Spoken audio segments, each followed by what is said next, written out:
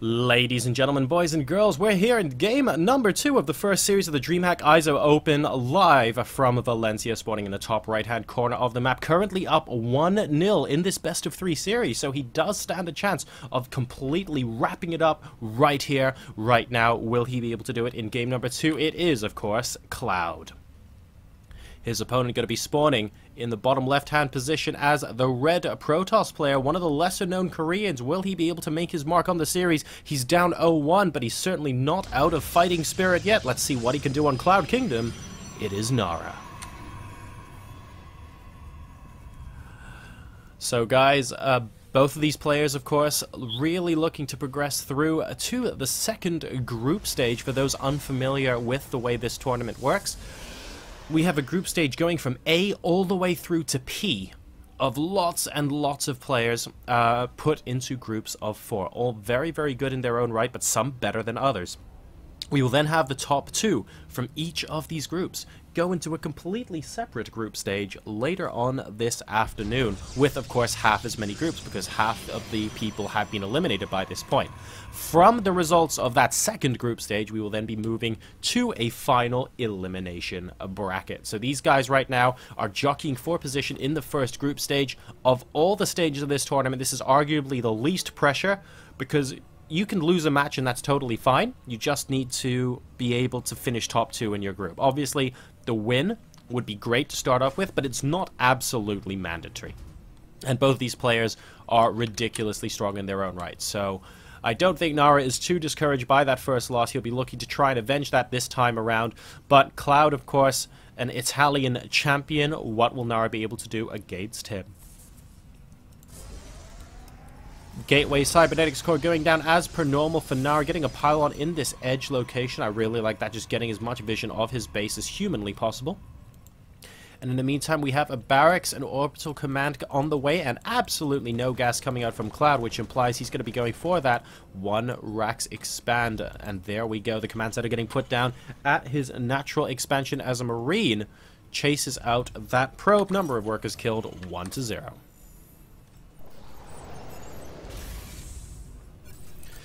SCV now going to be scouting out Nara's main. Not going to be seeing anything too terribly out of the ordinary. Sees that 1 gas has been taken by the Protoss player. Also sees that another pylon's gone down on the left-hand side. Actually, Nara doing a pretty good job of just being aware in his base with his pylon placement. I wouldn't be surprised to see him place another one here very shortly, just to complete that sort of excellent map vision he has from within his own base. For example, Cloud technically doesn't have any vision of this, although he knows that no probes have gotten up. Of course, probes, very, very sneaky beings indeed. And we have a fairly normal follow-up here from Cloud. He's going to be going into barracks numbers 2 and 3 off of this 1 Rax expand, and getting the bunker to boot as well. So he's going to be fairly safe in the start of this game. Getting one of his gases, possibly going to be getting the second one as well. We normally see a lot of Terrans get both at the same time. And then power up to sort of a factory, a starport with a reactor, getting those double medevac production out ASAP. And also grabbing stim and combat shields for the Marines and Marauders. Very, very useful indeed. It does look like, though, Cloud is only going to be grabbing 1 gas at this time. The second gas hasn't been taken, and Nara, in the meantime, has taken his own natural expansion. And he's going to be going up to a second gateway and presumably a third right here. And that's when we're going to see what kind of tech he's going to be going for. Blink tends to be really, really useful on Cloud Kingdom, simply because of the sheer volume of cliff face. You can sort of blink up and down, sort of blink up, harass the third, move into the natural, blink back down. Very, very, very good stuff you can basically do with those blink stalkers on this map.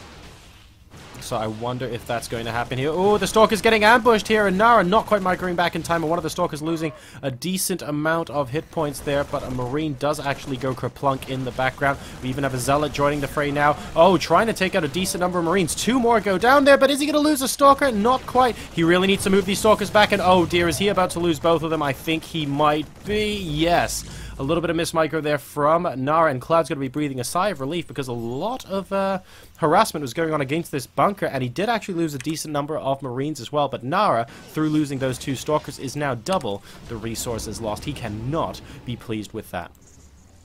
And it looks like we're just going to be having 3 gateways go down at the moment. For Nara, what is he going to decide in terms of tech? This pylon is looking very, very juicy indeed. A lot of stuff being powered by that pylon, and we do have the robotics facility come out. So this could potentially be some sort of Sentry Immortal push. This could potentially be a robotics facility into a Twilight Council to go for some sort of blink timing with an observer. We'll see what Nara decides to do, but he's actually producing a couple of sentries here at the moment, so Sentry Immortal is not looking terribly unlikely, especially since he's taking his 3rd and 4th gas as well, but of course that could still be for the Twilight Council. He has several options open on the table for him at this moment in time. In the meanwhile, we finally see the factory going down for Cloud. No doubt a starport is going to go down right about here as soon as that factory finishes. And shortly after that, we should be seeing a reactor go down on the factory as well, as soon as he gets a 50 gas for that add-on. So things looking pretty hunky-dory here. We've got Stim most of the way done. There goes the reactor on the factory, and we have +1 going down at the engineering bay, and another tech lab and a reactor going down at these racks. Now, normally we see 2 reactors go down on these barracks, but perhaps Cloud is thinking of going a little bit more Marauder-heavy in his army composition, simply because he's facing a Protoss that's very susceptible to that kind of thing.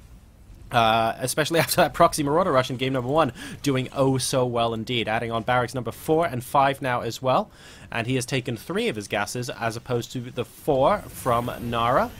And it looks like neither of the things I predicted earlier were correct. He's not going for a very quick Immortal push. He is not going to be going for that Twilight Council. Instead, the Robotics Bay has just been put down, and 2 gateways just got cancelled, replaced by double forge. So it looks like he wants to hit a 1-1 timing here off of 2 base with Colossi as part of the army composition. Now, that could be very strong indeed, but one of the things Nara really has to watch out for at this point is the potential for Cloud to stim in a couple of units, kill off a Colossus, and stim back out. So Nara really wants to be super wary with his army placement if he gets into a situation where he only has 1 Colossus and he wants to push out anyway. That is very, very dangerous for the Protoss player, the first Colossus push. So he may want to wait for more than 1, but we'll just have to see if that ends up being the case. Extended Thermal Lance getting started immediately and getting Chrono boosted out as well.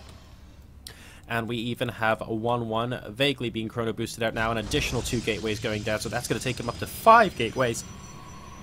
He has an Immortal with this army as well, just to sort of defend in the early game. I like the decision for this. It's going to be able to provide a lot of support against Marauders, of course, extra damage versus those armored units. And it looks like Cloud is just going to be moseying on into the 3rd. But Nara sees this and is slightly worried for some sort of elevator play, so it looks like he is just going to be positioning some Stalkers on the high ground there, and Cloud will not be able to find a way in at this time. He's still going to continue poking and prodding the Immortal, and a bunch of sentries are coming out now. The sentries could potentially segregate off these Marines, and that's exactly what he does. Those, oh my goodness, very, very nice stuff there from Nara, completely segregating about half of the army. The rest of them are all on about orange health now. And Nara sees this with the Observer, so he must be feeling fairly confident and fairly safe. More and more units streaming out now from Cloud, but the Colossi are now out on the field, and Cloud needs to be very, very careful indeed. A 3rd command center now going down for Cloud. I think he realizes he doesn't want to engage particularly soon because he hasn't got the Viking numbers to deal with Colossi yet. He is, in fact, training more Vikings at his starport at the moment, so he will be grabbing that up, simultaneously going for his armory behind the mineral line. Oh, pardon me, that's the 2nd engineering bay, but the armory here is going up as well, so he'll be able to get those +1 ship weapons, all important when you're trying to take Colossi out early in the battle. Nara leaving some Stalkers on the high ground here, and actually putting a couple of cannons up. I like this, because this just delays any sort of push coming in from Cloud. It's not designed to completely ward it off. I mean, if you had 2 medevacs full of Marines and Marauders, they will be able to kill 2 photon cannons, but it will take them time, and it'll give Nara enough time to reposition his army to defend against that sort of thing. And that really is what's going to be important. He's in fact taking his 3rd base as well in plain sight of this factory, so Cloud will probably want to move against that, and indeed he is going to, leading the charge with a couple of medevacs for vision over here towards a 3rd base location. And Nara sees all of this. The Vikings getting in position to intercept an army coming in from the natural, which is such a brilliant decision here, and I think Nara's going to have to cancel. He does not want to fight in this location because the Colossi would get picked off by the Vikings before anything else happens. And here come the Vikings. They're moving in, and oh no, the Colossi out at the front of the army, and one of them getting picked off almost instantaneously there. Not great from Nara, but good force fields to follow up, and this this Stalker Immortal army that is actually doing a healthy amount of damage to back up is doing an incredible amount, but is it going to be enough? The Marauders with Concussive Shell, the Immortal now going down as well. There are still a healthy number of units out on the field for Nara, it has to be said, and those Stalkers are going to be able to do a decent amount of damage. I think Cloud has to back off here, and he does. Scouting Factory Drivers, of course, are incredibly suicidal, and this one is absolutely no exception. Oh, and it looks like, wow, that's a little bit cruel, isn't it? Oh, never mind, we're not going to see that. And the factory completely exploding as we have engagement number 2. Another Colossus being picked off, but we have Zealots in with this army as well, forcing Cloud to kite back. And are these Vikings going to target down the pylon? It looks like he might in just a moment. One of the Photon Cannons actually doing a decent amount of damage, killing off an entire Viking there. Really useful.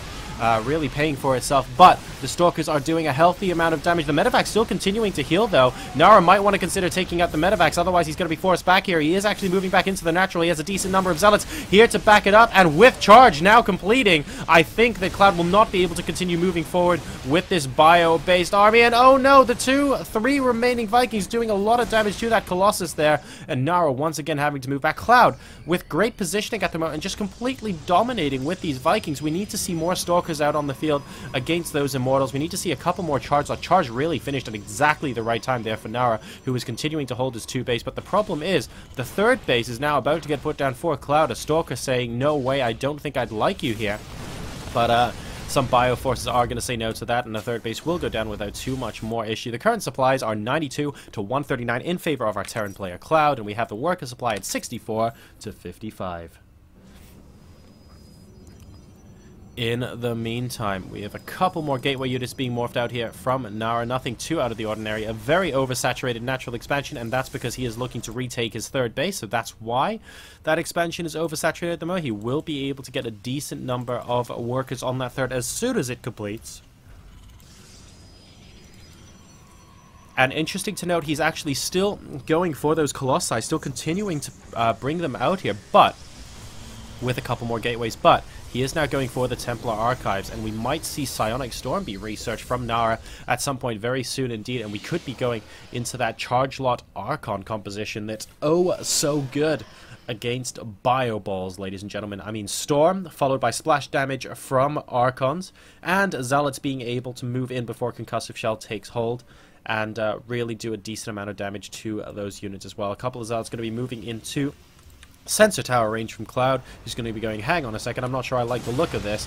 Might be able to take out a single SCV, but actually they're just going to run in, run out, and do absolutely nothing before dying. So hopefully they get reborn as Immortals, because otherwise that really was a little bit in vain. Note that this Observer, of course, is not visible on the Sensor Tower map because it is an invisible unit. Sensor Towers are not quite that imba at this point of the game. Don't worry about it at all. 2-1 upgrades now on the bio, and it looks like Cloud is moving out once again towards a 3rd base location, and this time Nara is going to attempt to intercept. He sees from the Watchtower that the army is moving up, and he does not want this army to have the light of day. So here we go, a sea of red versus a sea of blue here at the 3rd base. Nara actually gets a decent position there, but he needs to do something about those Vikings. We have a storm going off on some of them. Oh, and very nice, actually picking off a couple of those bio units towards the tail end there as well. But Cloud's splitting up his units quite well indeed. These Colossi are falling like absolute flies there. Another excellent storm, but Cloud dodging very, very well. And these Colossi are moving further and further out. And every time they do, the Vikings just get more and more purchased. All the Vikings are now dead, but all the Colossi are also gone as well. Another great storm from Nara, but is it going to be enough? Do we have Archons morphing in? Only about 5 Stalkers remaining, and Cloud actually going to be pushing in with a decent number of Marauders and Marines. It looks like Nara is going to be crowded out of this 3rd base here. More charge lots moving in now, but the Medivacs are just providing way too much healing. Nara has not been able to counter the Air Force here from Cloud. The Stalkers were able to take out the Vikings, but at the cost of ignoring the ground force, and this 3rd Nexus is definitely going to go down. GG, well played, and Cloud, ladies and gentlemen, wins his first series 2-0 over Nara. A very impressive result indeed.